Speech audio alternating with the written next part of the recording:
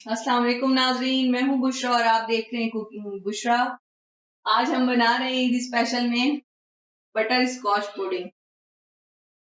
ईद के मौके पे नमकीन के साथ मीठा भी बहुत जरूरी होता है, इसलिए हमने सोचा आपको कुछ डिफरेंट सा बनाना सिखाया जाए। इसलिए आज हम डिफरेंट सी बटर स्कॉच पुडिंग बना रहे हैं, जिसके लिए हमें चाहिए 4 स्लाइस चाहिए हमें ब्रेड के, 2 कप हमें चाहिए व्हिप क्रीम, 1 टेबलस्पून हमें चाहिए बटर अनसॉल्टेड। अगर आपके पास बटर नहीं है तो आप देसी घी या डालडा घी भी यूज कर सकते हैं। आधा कप हमें चाहिए ड्राई फ्रूट आप अपनी मर्जी का ले सकते हैं। मैंने बादाम और पिस्ते लिए हैं, आप काजू और बादाम भी ले सकते हैं। चीनी हमें चाहिए 3/4 कप और फ्रेश क्रीम हमें चाहिए 3/4 कप। दोनों चीजें 3/4 कप होंगी। ये क्रीम ऑल पर या मिल्क पैक की आप ले सकते हैं। ये फ्रेश क्रीम है, ये विप की क्रीम नहीं है। 4 ड्रॉप्स हमें चाहिए बटर स्कॉच एसेंस के। अगर आपके पास बटर स्कॉच एसेंस नहीं है तो आप वनीला एसेंस भी यूज कर सकते हैं इसकी जगह। 2 पिंच हमें चाहिए बेकिंग सोडा। नाज़रीन, पुडिंग बनाना स्टार्ट करते हैं। पुडिंग बनाने के लिए सबसे पहले हमें कैरेमल बनाना है, जिसके लिए हम चीनी एक पैन में डाल देंगे। फ्लेम हमने मीडियम ही रखनी है, इससे ज्यादा आपने तेज नहीं करनी, नहीं तो आपका कैरेमल जल जाएगा। नाज़रीन, चीनी में मुसलसल आपने चमचे चलाते रहना है ताकि अच्छा सा कैरेमल तैयार हो। ये अब हल्का हल्का सा स्टार्ट हो गया मेल्ट होना। नाज़रीन, कैरेमल बनाते हुए आपने चमचा बिल्कुल नहीं रोकना है, मुसलसल चमचा चलाते रहना, नहीं तो कैरेमल जम जाएगा। कैरेमल तैयार है और नाज़रीन इस स्टेज पे आपने चूल्हा बंद कर देना है और इसमें सोडा शामिल कर देना है।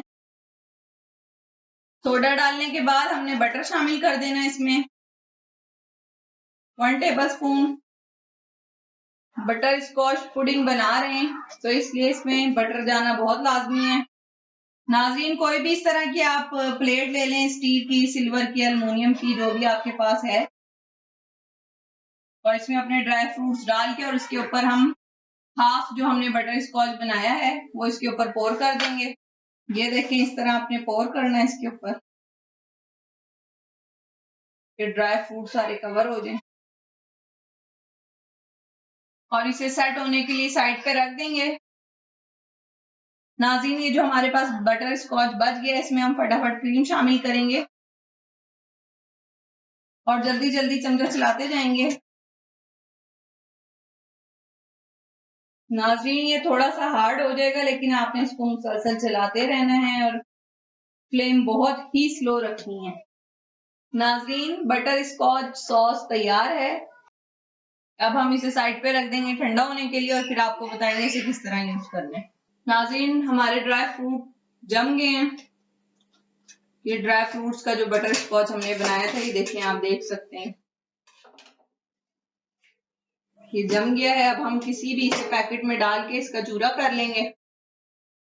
अगर आपके पास इस तरह का पैकेट है तो आप उसमें भी डाल सकते हैं या किसी और किस्म के पैकेट में भी डाल सकते हैं। नाज़रीन, कैरामल क्रंच तैयार है। ये देखें कितना अच्छा तैयार हुआ है।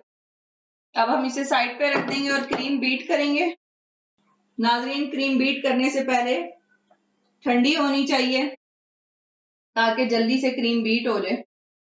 नाज़रीन, क्रीम बीट हो गई है। ये टिप मैंने आपको पहले भी बताई थी कि अगर आप इस तरह करके देखें, अगर क्रीम नहीं गिर रही तो आप समझ जाएं कि ये बीट हो गई। क्रीम बीट करने के बाद इसमें वनीला एसेंस शामिल करेंगे और ये क्रंच जो हमने बनाया है कैरामल का, हाफ क्रंच हम इस क्रीम में शामिल कर देंगे।